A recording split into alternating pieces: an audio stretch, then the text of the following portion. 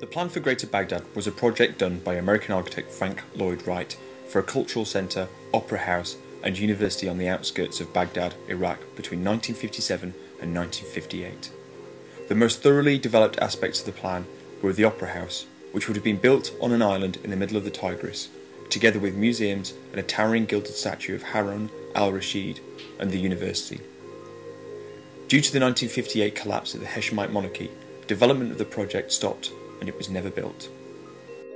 Wright was among the many elite Western architects invited to Iraq as part of a campaign to modernise the capital city.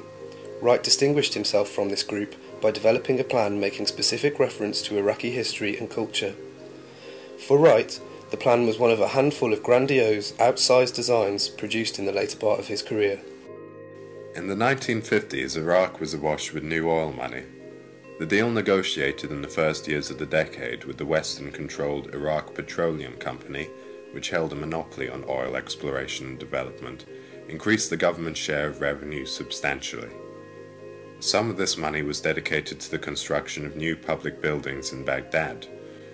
As the government, headed by King Faisal II, developed a general scheme for the capital, it determined to call upon world-famous architects, mostly Westerners, to participate in the modernization of the city.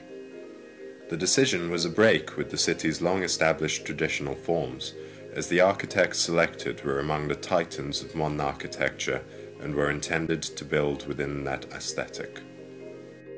Numerous prominent Western architects were invited to Iraq on government commission, including Walter Gropius, Le Corbusier, Oscar Niemeyer and Wright. Wright received a commission for an opera house in January 1957 and accepted it before the end of the month. He visited the city in May. Originally, the commission called for the opera house to be built on a site in the centre of the city. On his visit, Wright instead selected an island in the middle of the Tigris as his site. The area was, at the time, undeveloped, as only recent flood control measures had made it suitable for construction. With this larger site available to him, Wright was free to develop a plan for not simply an opera house, but a full cultural centre.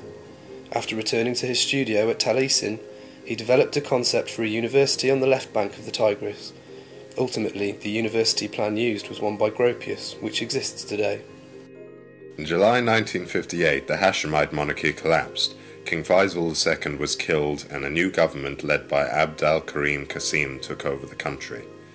At first, the new government indicated that it intended to continue working with Wright, but they soon objected to the scale and extravagance of Wright's ideas. They declared, in the words of Robert Twombly, that the people needed food, clothing and shelter, more than floating gardens, gold fountains and a mammoth zoo. Wright's work on the project stopped, and it was never built. Frank Lloyd Wright would die less than a year later.